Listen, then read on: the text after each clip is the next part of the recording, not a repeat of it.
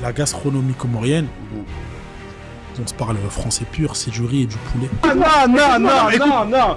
Aujourd'hui, Caribou Restaurant est le seul restaurant comorien. On est les seuls aujourd'hui. Ok. Donc, j'ai pas de concurrent. Pour être le meilleur aujourd'hui, il faut se dire que tu es meilleur. Moi, c'est DA, là, je suis pas d'accord. Ah, piment, c'est meilleur. Ah, rive gauche, c'est meilleur. J'ai goûté absolument tous les restaurants de Marseille. Avant de me lancer toute la carte. Je pense que ces restaurants-là se sont beaucoup restés dans leur confort. Salut à tous et bienvenue sur ce podcast entre Nourdine de Caribou et Monsieur Hassani Fayad de Chahoula. Donc aujourd'hui, on a pour but de vous faire un podcast de qualité. Je vous dis honnêtement, ça fait très longtemps que j'ai plus fait de podcast, mais j'en avais envie. Donc je suis venu à Marseille voir mon frère, mon jumeau, appelez-le comme vous voulez, parce que c'est vrai, tu me ressembles au fond. Tu me ressembles. Non, tu me ressembles. Tu me ressembles. Et alors, tranquille, calme-toi.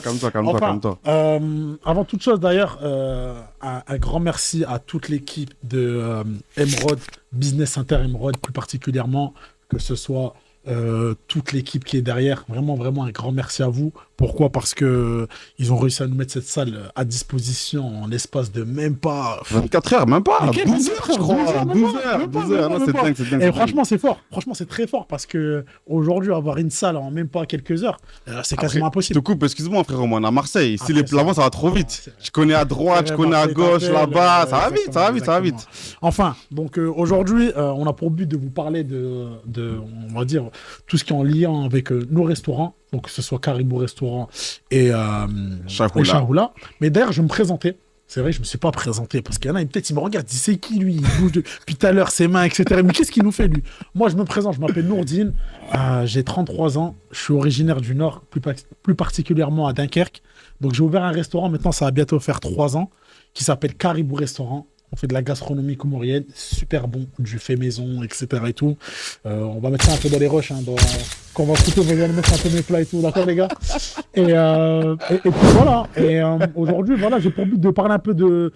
En fait, je vais poser des questions clairement à Fayad. Je vais poser des questions à Fayad par rapport à la restauration, la gastronomie comorienne, comment le marché de cette gastronomie fonctionne à Marseille, les réseaux sociaux, parce que voilà, on est beaucoup sur les réseaux sociaux. Exactement, ouais. Donc, c'est quelque chose qui me tient à cœur de lui parler.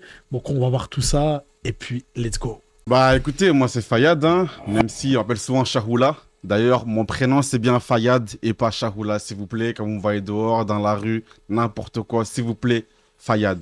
Chahoula, Fayad, c'est Fayad. Mais bon, en tous les cas, vous verrez bien que dans ce podcast, on viendra en parler justement, à savoir comment est-ce que j'arrive plus ou moins à gérer cette double casquette-là de restaurateur, entrepreneur et de jeunes Comoriens, dans la vie de tous les jours, quoi, simplement.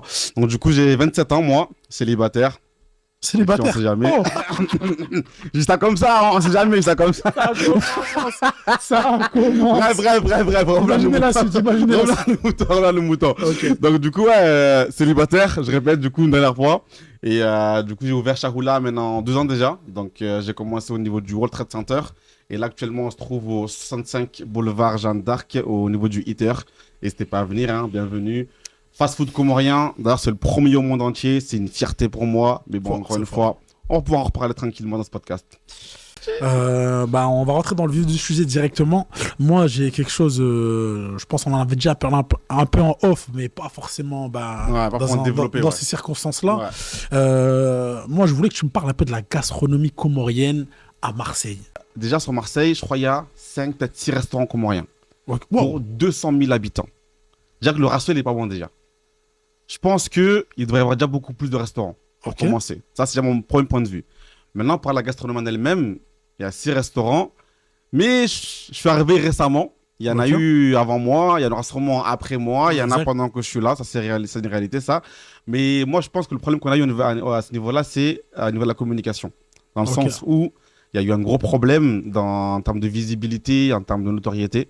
Je pense qu'on est beaucoup resté dans le cercle très restreint de la communauté. On ne s'est pas assez ouvert, je pense, aux autres communautés. Et pourtant, on a grandi tous ensemble avec des Algériens, des Marocains, des Français. Et je pense que justement, c'est là où elle est notre force. C'est que même si auparavant, il n'y avait pas encore cette ouverture-là par d'autres restaurants ou d'autres qui étaient là avant moi, le fait est qu'aujourd'hui, déjà, il y a soit un jeune, premièrement, un peu beau gosse, on va pas se mentir.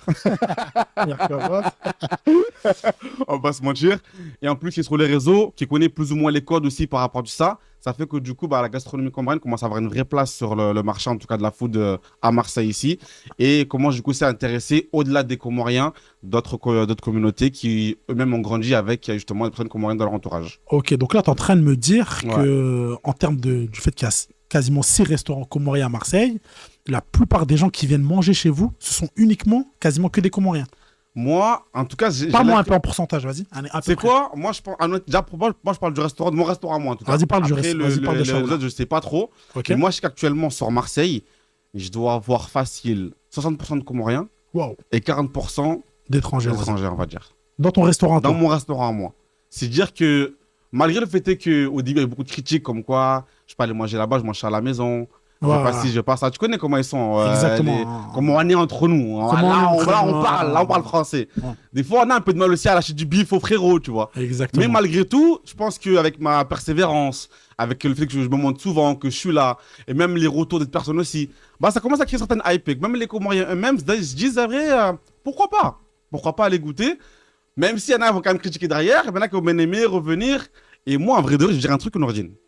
C'est qu'à la base, quand j'ai créé Shahoula, c'était pas pour les Comoriens. C'était pour qui? Les couples mixtes. Ok. Les personnes qui veulent découvrir la culture comorienne. Ok. Mais en vrai de vrai, c'est les couples mixtes. Parce que je me suis dit, c'est le problème déjà là. Ah, purée. Déjà, faut savoir comment à la base. Parle, on est là pour parler ce soir. Ce soir, tu es là pour purée de merde. Le peuple, sache une chose, le peuple cherche ça. Le peuple veut que tu te livres. Veut voir le vrai visage de Shahoula. Lance-toi, c'est parti, let's go. Bon. Vas-y. Parce que c'est toi. Hein. Parce que c'est moi. Ouais, c'est bon. Parce que c'est moi. Faut savoir que à la base, moi, j'étais pas dans le Comorian Love. À la base, j'étais pas. Waouh. Là, tu n'es pas dans le Comorian Love. À la base, j'étais pas. Waouh. À la base. Ok. Sauf que bon. Continue. Sauf que après tu grandis, tu comprends que c'est pas simple que ça d'aller se marier ailleurs entre parenthèses. Ok. Il y a la famille, il y a les coutumes, il y a la tradition, il y a la religion, bref, il y a tout plein de choses qui se mettent en place par rapport à ça. Et je finis par comprendre. Mais du coup, moi, j'ai quand même des frères qui, eux, sont quand même restés... Dans le Comorian Love. Non, l'autre côté. Ok. Et du coup, je me suis dit, en vrai, eux, comment vont faire s'ils veulent manger comorien? C'est bon, j'ai compris. Du coup, je me dis, ces personnes-là, ils veulent manger comorien, ils peuvent venir manger à mon restaurant. C'est bon, j'ai compris. C'est aussi l'une des raisons pour lesquelles je veux faire un fast-food et non pas un restaurant. C'est bon, j'ai compris. En gros, là, si je résume bien ce que tu viens de me dire, c'est que tu as tiré énormément ce type de personnes qui sont dans le couple mixte. Exactement. Du fait que comme ils ne sont pas forcément avec des Comoriennes, donc ils n'auront pas forcément ce côté-là à la maison. Exactement. Et ils viendront manger à Shahoula. Mais c'est fort, tu sais pourquoi? Parce qu'à Marseille, je pense que c'est partie des villes en France, j'avais vu ça, où il y a le plus de métissage. Ah ouais? Ouais, vraiment. Bah, je savais pas pour le coup. Vraiment. Faudrait que je regarde, mais je crois Marseille, ouais. Bon, Paris, voilà, c'est une capitale, donc on ne compte pas. Mais Marseille, je pense que fait partie de la ville en France où il y a énormément de métissage. En tout cas, moi, je pense que c'est à Marseille où j'ai vu les plus de métissage hors du commun. Ça comme ça. Ouais, je vois ce que tu veux dire. Du coup, je vais rebondir sur une autre question qui suit un peu la question que je t'ai dit. Dis-moi tout. Comment ça fonctionne du coup avec toute cette concurrence? Parce que 6 restaurants, pour moi, j'estime que c'est beaucoup. C'est beaucoup. Donc, comment, je veux vraiment que tu me répondes sincèrement, comment, voilà, comment toi, tu réagis par rapport à tout ça? Est-ce que tu regardes beaucoup les gens, les prix, qu'est-ce qu'ils font? Ah, lui, il a coulé. Ah, lui, il fait ça. Ah, lui, il fait... Non, mais viens, on se dit les choses. Là, je suis pas là pour critiquer les restaurants. Attention. Je suis pas là pour critiquer. Je vais mettre dans la mer, elle dit. Non. Moi, tout ce que je veux, c'est savoir comment tu arrives à rebondir par rapport à tout ça. Parce que même, viens, on se dit une chose. Faut qu'on se dise une chose, là. Pour moi, j'estime que Shahoula, dans la gastronomie comorienne, restaurant, France, national, hexagonal carrément, tu fais partie, tu es dans les top 3. Donc comment tu réagis par rapport... C'est pas moi qui l'ai dit, les gars. Okay. C'est pas moi qui l'ai dit. Non mais du coup, comment tu réagis par rapport à tout ça? Vas-y, argumente-moi tout ça. Non, en vrai, de vrai, honnêtement, au niveau de la concurrence, déjà, personnellement, je la ressens pas. Et c'est pas négatif quand je dis ça. Dans le sens où c'est des restaurants qui sont là depuis longtemps, qui sont arrivés avant moi. Moi, je suis vraiment tout nouveau dans le marché, on va dire la vérité. Mais je ne la ressens pas dans le sens où je pense que ces restaurants-là sont beaucoup restés dans leur confort, entre parenthèses. Ok. Je ne cherche pas forcément à se développer plus que ça. Ok. On va Tu peux me donner des exemples, un exemple, pas des restaurants, mais un exemple. Tout bête, sur les réseaux. Ils sont beaucoup moins sur les réseaux. Ils sont beaucoup moins dans les événements. Et même aussi des fois l'impression, et je trouve ça dommage qu'ils ne se mettent pas ça en avant eux-mêmes directement. Dans le sens où, moi quand je vais quelque part, un événement ou autre, souvent j'ai mon t-shirt Chahoula dessus. Je mets ma tête sur les réseaux aussi. Et je pense, au-delà de ça aussi, le fait est que moi, je mette ma tête sur mes réseaux aussi, ça apporte un plus. Les gens mettent une image sur la personne. Comme je disais tout à l'heure, les gens doivent m'appeler Chahoula. C'est pour dire à quel point je me suis investi autant matériellement que physiquement dans mon propre restaurant. Parce que vraiment, c'est un projet qui me tient à cœur, auquel j'y crois. Maintenant, pour revenir sur la concurrence, c'est que je pense qu'il n'y a pas forcément besoin de concurrence, dans le sens où... après, moi, je suis comme ça. Moi, dans le sens où... Mais je suis pas du genre... la concurrence, du coup tu essaies de voir ce qui se fait, etc. et tout, dis la vérité. Honnêtement, ouais. Bah, bien sûr, je me renseigne ce qui se reste. C'est ça, quand même. Je vois quand t'es dans mon profil. Je vois ça. Mais vas-y, continue. Ah, c'est différent, c'est différent. On va dire que... Non, bref, passons. Non, en vrai de vrai, non, c'est en fait... J'observe beaucoup dans le sens où... comment dire ça? C'est que ça reste quand même des personnes qui s'y connaissent dans la bouffe comorienne. Tu vois, dans la food comorienne, ils s'y connaissent. Ils sont là depuis plus longtemps que moi. C'est-à-dire qu'ils ont l'expérience que moi, je n'ai pas. Ils ont fait des erreurs que moi, je ne veux pas refaire, justement. C'est-à-dire que du coup, en fait, cette concurrence-là, c'est une concurrence qui va m'aider, moi, à avancer. Une concurrence qui va essayer de me ralentir ou autre. Après, maintenant, effectivement, quand je me suis lancé du début, hein, moi, je vais être honnête et franc avec vous, les gars. Quand je me suis lancé, je suis allé tester. J'allais tous les tester. Tous. J'ai goûté absolument tous les restaurants de Marseille. Avant de me lancer, toute la carte. Je suis allé voir justement ce qu'il y avait, ce qu'il n'y avait pas, ce qui était bien. Bah, gros, regardez les prix, bien sûr. C'est la base. Entre nous. T'as pris des photos des menus ou pas? Attention, il serait capable, lui. Hein. Tu sais, il prend des photos de tous les plats, il met un poster chez lui de tous les menus. Bon, le pilote. Il abuse, l'écoutez pas, il abuse. Je plaisante. Non, en fait, je connais, c'est important, c'est le business quelque part. Aller voir ce qui se fait, les produits qui se font, les prix qui se font. Et essayer de pas être trop haut ni trop bas non plus. Parce qu'à être trop bas, tu tues la concurrence justement. À être trop haut, tu te tues toi-même. Donc, c'est trouver juste un milieu entre ce qui se fait et comment tomber sur tes pattes, entre parenthèses, tu vois. Donc, pour moi, c'est important. Non, après, moi, j'ai quand même l'impression qu'on a quand même une concurrence, si on parle de sa concurrence, mais une concurrence qui est bénéfique à tout le monde, je trouve. Des fois, je sur mes réseaux, Piment, c'est meilleur. Rive Gauche, c'est meilleur. Il n'y a pas de galère, les gars, c'est meilleur. C'est OK pour moi, tu vois. Je suis pas là pour me disputer. Je sais que t'es différent, toi. Toi, je sais que. Non, toi, t'es différent. Je t'écoute. Toi, ça, c'est différent, tu vois. Toi, je sais que t'aimes bien dire le numéro 1, c'est moi. Non, on parle français ou on parle français? Après, oui. Voilà. Non, mais pour être le meilleur aujourd'hui, il faut se dire que tu es. Moi, c'est DA, là, je suis pas d'accord. Pour moi, le meilleur, ils décident sur le terrain et pas les clients. C'est simple. Ok, ça marche. Okay. Voilà. J'ai une autre question du coup. Je t'en prie. On va parler un peu de ce que tu as dit aussi par rapport aux réseaux sociaux. Chahoula, vous êtes très présent sur les réseaux sociaux. Exactement, ouais. Si je ne me trompe pas, c'est presque 10 000 personnes sur Instagram. Ouais, c'est ça. Et quasiment 22 000 sur TikTok. Sur TikTok. Exactement, ouais. J'ai vu qu'à un moment, tu étais en top stream, top live. Parce qu'il y a eu Monsieur Coupe. D'ailleurs, on mettra le live de Chahoula en description. Monsieur Coupe de Mabawa. Ouais. 50 kilos en live. Mais attends, tu sais que je te coupe, mais tu sais que blague à part, c'est que je coupe du poulet à 3 h du matin. Ouais. L'autre fois, on était 1100 dans le live. Ah, mais ça, je te dis, c'est fort. C'est un truc de ouf. C'est incroyable. Franchement, incroyable. Mais du coup, voilà. Ma question, c'est quoi maintenant par rapport à ça? Comment gères-tu tout ça, en fait, les réseaux sociaux? C'est toi? T'as une équipe? Ouais. Les critiques, est-ce que tu les acceptes? Est-ce que tu réponds pas forcément à tout le monde, etc., etc. Déjà, il faut savoir que pour moi, les réseaux, c'est les réseaux. Ok. Genre, moi, je fais une grosse différence entre les réseaux et la vraie vie. En tout cas, j'essaye. Ok, ça marche. En live, c'est un peu plus compliqué pour ceux qui viennent dans mes lives. Okay. Mais en général, les commentaires, les ça, je fais la différence. Maintenant, par rapport à mes réseaux, il faut savoir que quand j'ai commencé, moi, j'ai fait un gros rush de 15 jours d'affilée où je postais des vidéos avant d'ouvrir là-bas. Du coup, pendant ces 15 jours-là, j'ai pu justement voir comment on filmait, comment est-ce qu'on montait les vidéos, comment est-ce qu'on postait. Tout ce monde-là un peu numérique, un peu réseaux sociaux, et je l'ai appris pendant ces 15 jours-là. C'est-à-dire qu'au début, je faisais moi-même mes vidéos. Je filmais, je faisais les découpes, montages. Les montages et je postais. Sauf que quand tu ouvres le restaurant, ça c'est du coup c'était avant l'ouverture, Frérot, c'est déjà, C'est plus c'est pareil. pas la même chose. Ah, c'est plus pareil. Les réseaux, c'est bien, c'est beau, mais quand tu as des courses à faire, quand tu dois gérer la marchandise, gérer les stocks, faire les commandes, gérer les employés, quand tu en as. En fait, tu as tellement de trucs à faire que après, tu n'as pas le temps de t'occuper de tout ça. Du coup, je crois, moi, au bout de 6 mois, peut-être 6-7 mois, j'ai commencé à. J'ai contacté du coup un agent de communication qui a fait le taf, qui a fait le taf, avec qui on s'entendait plutôt bien. C'était un peu compliqué au début, tu vois. Ça va, t'as bien pris.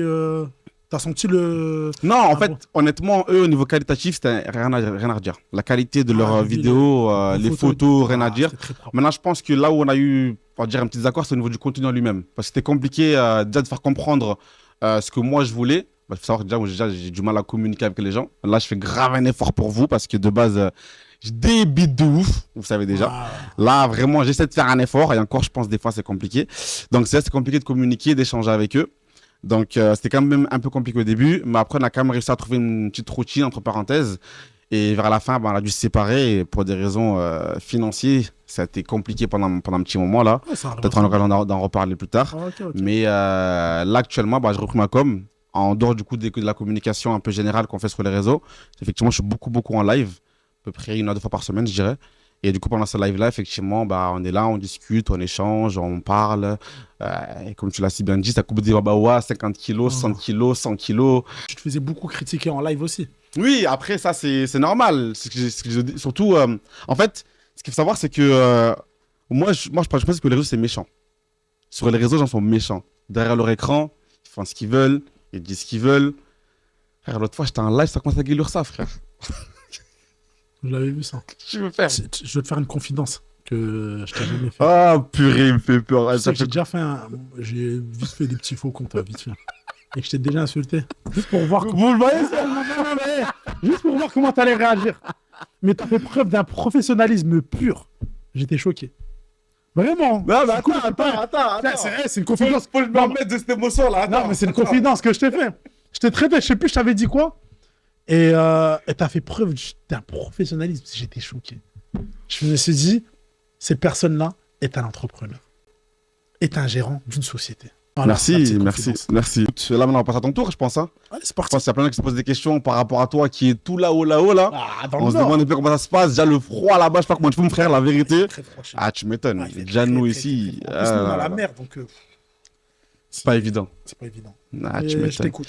Bah écoute, première question, un peu comme toi, en vrai de vrai, c'est comment du coup la gastronomie? En fait, parce que moi, je pars du principe qu'il y a une différence entre un fast-food déjà et un restaurant casual. D'accord? Exactement. C'est ce que tu es, si je comprends bien. Ok. Toi, tu fais de la gastronomie comorienne. Ok. Déjà, en termes de gastronomie, déjà pour toi, qu'est-ce qu'une gastronomie et qu'est-ce que la gastronomie comorienne, premièrement? Et dans la même discussion, t'entends quoi par, comment tu vis la concurrence, s'il y en a du coup? Il y a beaucoup de questions là. Il y a beaucoup de questions effectivement, mais bon, je sais que tu vas pouvoir y répondre. Ok. Donc, je compte sur toi pour ça. Donc, en vrai, pour résumer, premièrement, ça va être la gastronomie, qu'est-ce que c'est pour toi? La gastronomie comorienne particulièrement, qu'est-ce que c'est? Ok. D'accord? Deuxièmement, concurrence au niveau Dunkerque, si t'en as pas. Et à toi de jouer, hein, je t'écoute. Ok, bah déjà je vais répondre à ta première question, la gastronomie à Dunkerque. Dans le Nord, comment ça se passe la gastronomie comorienne? Déjà, ce qu'il faut savoir, c'est qu'aujourd'hui, Caribou Restaurant est le seul restaurant comorien officiellement. Ouais. Je parle bien officiellement. Après, ceux qui sont sur les réseaux, etc., tout, je ne coupe pas. Mais voilà, qui a une enseigne, etc., et tout, on est les seuls aujourd'hui. Ok. Donc, j'ai pas de concurrent. Je te dis honnêtement, j'ai pas de concurrent en fait. Excuse-moi, je te coupe. Mais du coup, comment tu fais dans ces cas-là? C'est encore pire Comment du ce coup, que non? je fais dans ces cas-là, c'est qu'il y a un avantage, mais un inconvénient. Ok. L'avantage, c'est quoi de ne pas avoir de concurrent? Ça veut dire qu'aujourd'hui, tout type de personnes qui ont l'habitude de manger dans d'autres restaurants vont venir chez moi pour venir découvrir. Ok. C'est ce qui est intéressant. Mais l'inconvénient, c'est qu'on doit tout reconstruire. Tu vois? Quand je dis tout reconstruire, ça veut dire que tout doit être lisse, tout doit être clean. Ouais. Ça doit être bon dès le début, en fait. Parce qu'en fait, les gens, ce qu'ils savent pas, c'est que quand tu ouvres un restaurant, surtout on parle de gastronomie, Bien sûr. voilà, quelque chose qui est un peu plus onéreux qu'un fast-food, Ouais. t'as pas le droit à l'erreur. Effectivement. Mais vraiment. C'est-à-dire que les gens, ils vont dire, on paye le prix, Mhm. il faut que tout soit clean. Et en plus de ça, c'est quelque chose qu'on connaît pas. Tu vois? Effectivement. Ça veut Du dire coup, que, le voilà, challenge, il est quand même nous, assez on élevé, est, quoi, en vrai de on vrai. est dans le côté où il faut éviter un peu les clichés, les noirs, c'est sale, etc. et tout. Donc vraiment, tout soit clean. Et ça, malheureusement, des fois, ben, si tu fais une petite erreur là, bam. Direct. Mais bon, la gastronomie comorienne aujourd'hui, elle se popularise, je te cache pas. Ça veut dire que nous, chez nous, à Dunkerque, voilà, ça fait 3 ans qu'on a ouvert aujourd'hui. Donc, c'est beau, 3 ans. Plus ou moins fait nos preuves. C'est beau, 3 ans. Mais franchement, on a pris ce rythme-là. Maintenant, on a notre clientèle, on a notre base, les gens connaissent plus ou moins, il y en a encore qui sont dans la découverte et tout. Et franchement, rien à dire sur ça, top. Et pour répondre à ta deuxième question qui était la concurrence, je t'ai dit, il n'y en a pas. La gastronomie. Tout à l'heure, tu as dit une phrase très importante, une phrase très très importante, c'est fast-food et casual. Déjà, je vais vous expliquer un peu de choses, il y en a, ils ne savent pas. Il y a une différence entre un fast-food et un casual. Aujourd'hui, le fast-food, c'est ce qu'on trouve généralement un peu partout. Ouais. Tout ce qui est en rapport avec les kebabs, les hamburgers, etc. Tu vois, les trucs un peu rapides, les McDo, les Quick et tout. Ça, c'est ce qu'on appelle des fast-food. Les casuals, c'est totalement différent.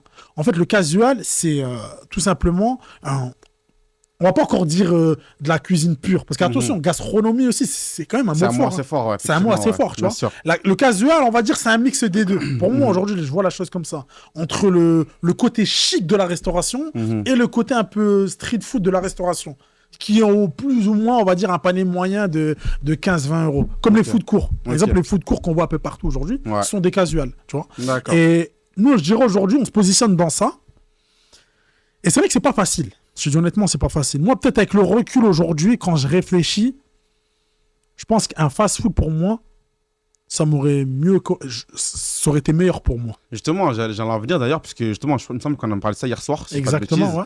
Et tu me disais qu'effectivement, quand du recul, tu aurais peut-être préféré avoir un fast-food plutôt qu'un restaurant. Mais du coup, dans ces cas-là, pourquoi Ok. Et pour toi, quels auraient été les avantages du coup d'en avoir un que tu n'as plus maintenant? Et les inconvénients du coup que tu n'as pas eu avant et que tu as maintenant. Ok, donc là je vais répondre à cette question. Donc aujourd'hui, pourquoi j'aurais préféré avoir un fast-food qu'un restaurant casual? Tout simplement parce que la gastronomie comorienne, on se parle français pur, c'est du riz et du poulet. Non mais non mais frère, écoute-moi, s'il te plaît. Tu me poses une question, laisse-moi répondre.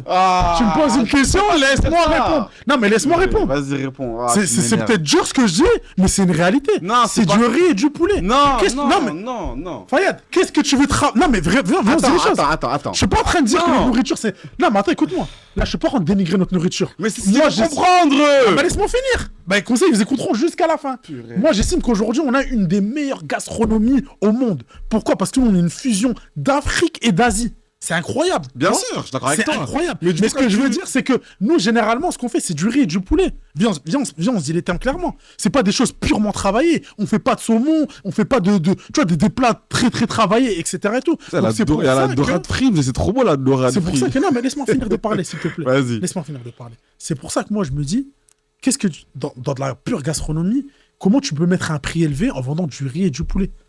En fait, qu'est-ce qu'une personne va payer aujourd'hui 30-35 euros pour du riz et du poulet? Tu vois ce que je veux dire ou pas? Je comprends. Tu vois? À moins que tu travailles ça, tu rajoutes des choses et tout. Mais là, on sort de la gastronomie comorienne. C'est pour ça que moi, je le dis aujourd'hui, avec réflexion, avec expérience, j'aurais plus préféré faire de la gastronomie comorienne en street food que ce que je fais aujourd'hui. Mais je regrette pas, attention. Ouais, bien sûr. Aujourd'hui, voilà, mon restaurant, il tourne, etc. Regarde, là, je suis à Marseille, il est ouvert. J'ai ma clientèle, etc. Et tout. Je sais pas ce que je suis en train de dire. Mais en termes de tout ce qui est en rapport avec la logistique, mon coût de revient, ma masse salariale, tu vois, service à table, etc. Et tout. En street food, je pense qu'aujourd'hui, j'aurais été plus épanoui que de faire quelque chose de travaillé, avoir 40 places assises, gérer autant de personnes, etc., etc. Pour, comme je t'ai dit, un prix pas si élevé que ça. Après, moi, mon panier moyen, écoute-moi. Moi, mon panier moyen aujourd'hui, il est un peu monté, en moyenne, il est à 20 euros. Ok. Tu me suis? À 20 euros. Des fois, tu peux même descendre après à 15. Aujourd'hui, il y a des fast-food.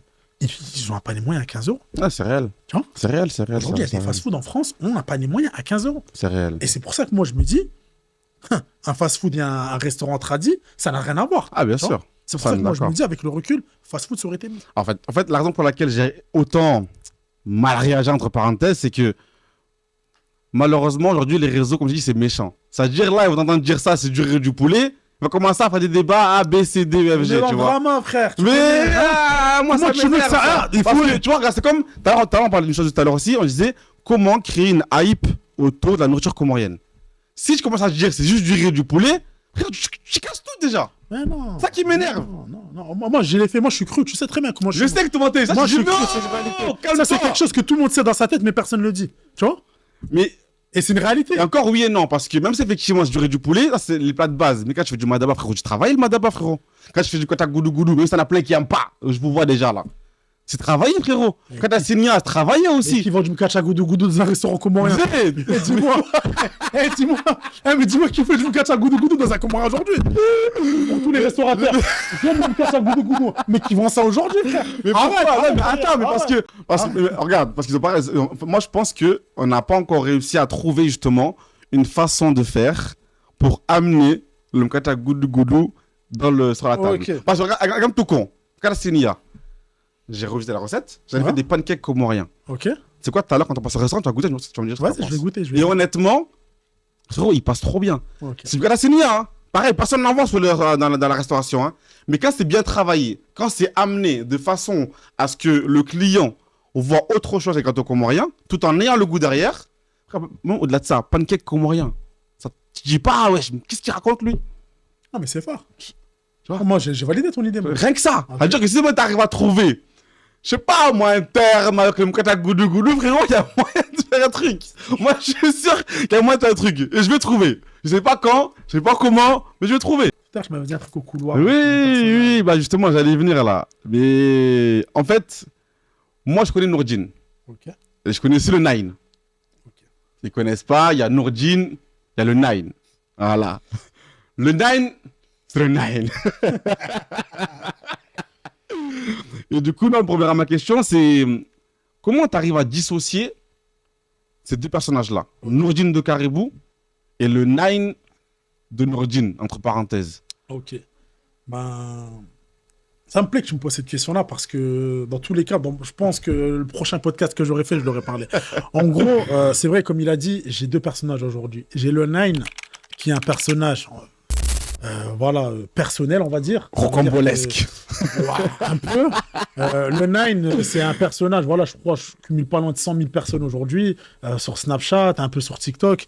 Et il y a Nourdine de Caribou, comme il dit, voilà, celui qui est le personal branding du restaurant. Et c'est vrai que aujourd'hui, je suis en train de me rendre compte que je suis rentré dans un terrain glissant. Mais très glissant. Mm-hmm. Pourquoi? Parce qu'en fait, les gens aujourd'hui, je vais être un petit peu cru, ils en ont rien à cirer. Ah, mais oui. Mais vraiment rien à cirer que tu sois le Nine, Nourdine de Caribou. T'es comme ça, tu restes comme ça. Ça, c'est réel. Et comme le Nine, je suis un personnage un peu arrogant, je fais un peu voir, etc. Je voyage, j'ai de l'argent, j'ai des voitures, etc. Et tout. Bah, ça, en France, on n'aime pas. Clairement. Tu vois, on n'aime pas. Clairement, et donc, du coup, cette étiquette-là, on me la colle à Nourdine de Caribou. Tu vois? Et ça, bah, des fois, ça me met en porte-à-faux. Pourquoi? Bah parce qu'en fait, les gens se disent « Ah, bah le Nine, c'est cette image-là. Ah, bah je vais pas à son restaurant. » Tu vois. Bien sûr. Mais je pense qu'après, quand on me voit en vrai, c'est totalement différent. Tu vois. Pourquoi? Parce que moi, malgré que sur les réseaux sociaux, je suis une personne très animée, très, tu sais, j'ai beaucoup d'énergie, je prouve beaucoup, je fais voir. Mais quand tu me vois en vrai, c'est totalement différent. Tu vois. Ah, et autre chose aussi que je veux en parler, c'est que moi, je suis dans une petite ville. Tu sais, le Nine aussi, aujourd'hui, je le dis face à toi, il a le côté aussi gars à meuf, tu vois. Mais vraiment, je te le dis. Hein. Moi, aujourd'hui, on me voit... Après... Moi, aujourd'hui, on me voit comme le gars... tu sais, je vais t'expliquer une histoire, hein, tu vas rigoler. Hein. Un jour, je crois, on sortait de Zara, je crois, j'étais avec un ami à moi et tout. Ouais. Et il était au téléphone avec une fille et tout, et il l'appelle, ouais, nanana et tout, je suis avec Nourdine. Ah, qui? Le Nine, là, le gars de Caribou, là? Ouais, je suis avec le gars de Caribou. Ah, mais lui, là, mais lui, comment je le déteste, etc. et tout. Ah ouais, comme lui, ça. Il gère toutes les meufs dans ce restaurant. Mais il a géré ma copine. Et moi, j'étais à côté, elle savait pas que j'étais à côté. Tu vois? Ça, tu fais Nourdine? Non, mais écoute-moi. Et moi, je lui dis, dis-lui, c'était quand? Ouais, c'était quand, du coup, qu'il a fait ça et tout? C'était, je pense, c'était en avril, mars, comme ça. Avril, mars, j'étais au Comores. Et après, je suis parti aux États-Unis. Et tu vois? Tout ça parce que, aujourd'hui, comme j'ai le côté un peu arrogant, on me colle une étiquette directement dans ça. Mais tout ça, c'est du mensonge, hein. Ouais. Tout ça, la plupart des gens qui disent, c'est un gars... Fayad, je n'ai jamais, ne serait-ce que aller parler avec une fille dans mon restaurant, salut, nanana, tiens, moi, j'ai jamais fait ça. Moi, je reste professionnel, tu vois. Et c'est important d'ailleurs. Et le travail, ça reste le travail. Bien sûr. Jamais tu me verras parler avec une fille en mode la draguer, mais jamais de la vie. Déjà, je suis quasiment jamais dans mon restaurant. Je suis jamais là. Moi, c'est déjà. Tu vois, j'ai des serveurs, j'ai une cuisinière, etc. Je ne suis jamais dans mon restaurant. Donc, qu'est-ce que moi, je vais aller faire un risque dans une petite campagne où je vais aller parler à des filles et pour au final avoir l'image du mec à meuf, jamais. Et ça, ça ressort du Nine. Bien sûr. Tu vois. Mais d'ailleurs, c'est pour ça que, pour finir sur ça, c'est pour ça qu'aujourd'hui, je m'expose un peu moins sur Caribou. Ok. Tu vois. Ça veut dire qu'aujourd'hui, je suis moins en personal branding sur Caribou. J'essaie de plus mettre des gens en valeur pour qu'eux, ils promouvoient Caribou et que je n'ai plus cette image Nourdine de Caribou. Mais du coup, parce que, comme je l'ai bien compris, moi, en tout cas, il y a bien effectivement deux personnes différentes. Il y a le Nine qui est justement une personnalité publique, qui a sur les réseaux plus de 100 000 abonnés, comme tu as très bien dit, qui est là, qui montre, etc., qui veut prouver. Après, il prouve, mais c'est vrai. Donc, au final, est-ce qu'on peut vraiment lui en vouloir? La vie du Nine, c'est réel. Voilà, la vie du Nine, c'est réel, comme on dit. La vie du Nine, c'est réel. Et du coup, et Nourdine de Caribou. Mais du coup, pourquoi t'en es arrivé à devoir créer ce personnage-là? En fait, ça part de... Ça part pas forcément de Caribou, hein. Ouais. Mais je pense que ça part de... Le Nine, ça part de quand j'ai fait mon road trip en Asie. Ok. Tu sais, j'avais voyagé, j'ai vu. J'ai vu. La petite balade du Japon, là. J'ai vu. J'avais fait 11 pays, je crois, en un mois, quelque chose comme ça. Et non, c'était fort. Et en fait, du coup, c'est au Japon que j'ai pété. Quand j'ai fait le truc Mario Kart et tout. Et ça a pris d'un coup, le Nine, et là, ça a pris. Mais en soi, après, moi, je suis rentré dans ce personnage-là. Mais voilà, comme je te dis, moi, je suis en vrai le Nine, Nourdine de Caribou. En vrai, je suis Nourdine, en vrai. Justement, j'allais venir. C'est ma dernière question, justement. C'est que, au final, t'es Nourdine que j'ai devant moi, là, actuellement, là. C'est lequel? C'est le Nine, Nourdine de Caribou, ou c'est encore notre Nourdine, au final? Ok. Vous voyez ce que vous avez en face de vous, là? C'est tout simplement Nourdine. Aujourd'hui, je vais peut-être lâcher une bombe. C'est que je pense me retirer des réseaux sociaux. Quoi? Écoute-moi. Écoute-moi, je pense me retirer des réseaux sociaux. Normalement, ça se dit pas. Quand tu te retires, hop, tu vas supprimer mon compte et tu te barres. Normalement, c'est ça. Un gars qui se retire, c'est ça. Aujourd'hui, pourquoi j'ai envie de me retirer des réseaux sociaux? Pas forcément le côté ouais, j'en ai marre, le mauvais œil, tu sais, à chaque fois tu m'intrigues, ah mais c'est le mauvais œil, c'est à cause du mauvais œil. Non, c'est pas forcément ça. Aujourd'hui, pourquoi j'ai cette envie, et je pense que prochainement vous verrez de toute façon, de me retirer des réseaux sociaux, parce que en dehors de tout ça, moi je suis un entrepreneur. Ok. Tu sais, je suis un businessman. Mais vraiment, tu vois. Bien sûr, pas une hauteur, je pèse en millions. Hein. Ouais. Moi, aujourd'hui, je suis une personne qui, lorsque j'ai des projets, j'y vais à 400%, tu vois. Et je me dis, des fois, être sur les réseaux sociaux toute la journée à faire des montages, désolé, de temps en temps à faire le clown, etc. Et, entre guillemets, entreprendre, c'est deux choses qui sont des fois très, très compliquées, tu vois. Mais... C'est pour ça que pour exceller dans tout ça, c'est une des raisons que vous allez voir bientôt, de toute façon, la disparition des personnages que tu viens de dire. Ok, d'accord. Écoute, en tout cas, merci beaucoup pour cet échange. C'est moi qui te remercie en tout cas. Un plaisir. C'était vraiment un plaisir. Mais je pense que j'aurais aimé que tu finisses sur un mot de fin, Fayad. Vraiment quelque chose qui motiveront les gens. Pourquoi? Parce qu'aujourd'hui, voilà, il faut qu'on se dise les choses. On n'est pas peut-être connu à une échelle nationale ou autre, mais on a quand même un poids, tu vois. C'est-à-dire qu'il y a des gens aujourd'hui qui nous suivent, qui nous encouragent, qui nous soutiennent. Exactement. Et j'aurais aimé que tu leur dises un dernier petit message venant de toi, Fayad, ou bien Fayad de Chahoula. Voilà. À vrai, moi, si j'aime ça le faire passer, c'est assez simple, c'est croyez en vous. Croyez en vous, croyez en vos projets. Investissez en vous, parce que si vous ne le faites pas, personne ne le fera à votre place. Tout simplement. Moi, je suis du genre à investir en moi, mais comme jamais. Moi, j'investis en moi-même, en mes projets, comme personne auparavant. C'est-à-dire, si moi-même, je ne crois pas en moi, qui va le faire avant moi? D'accord? Donc, croyez en vous, lâchez rien, foncez, et ça va payer. Comme on dit, travail paye toujours. Et toi, du coup, Nourdine, alors? Moi, un mot de fin. Un mot de fin pour... un mot de fin. Un beau mot de fin, là, comme tu sais nous le faire. Parle-nous un peu. Parle-leur un peu. Franchement, ça va être rapide. Hein. Après, tout le monde le sait, ce mot de fin. Mais c'est... On n'a rien sans rien dans la vie. Pourquoi je vous dis ça? C'est que... Je parle dans le moi, mais aujourd'hui, toute personne qu'il y a un projet, peu importe la taille du projet ou autre, fonce. Fonce, franchement, fonce. Et si tu es bloqué par rapport au côté financier, ce que tout le monde rencontre, quasiment tous les entrepreneurs rencontrent aujourd'hui, sache une chose, c'est que, certes, l'aspect financier est important, mais demain, si tu es entouré de bonnes personnes, des gens qui croient en toi et des gens qui vont te pousser vers l'avant, ce problème-là sera résolu. Donc fonce. Vraiment, c'est la meilleure chose que je peux te dire. C'est que si tu as un projet, avance, et peu importe ce qui se passera, tu feras des belles choses. C'était Nourdine et Fayad. Un grand merci à vous tous. On se reverra très prochainement. J'espère. Comme on dit très bien chez nous, Nam Karibou.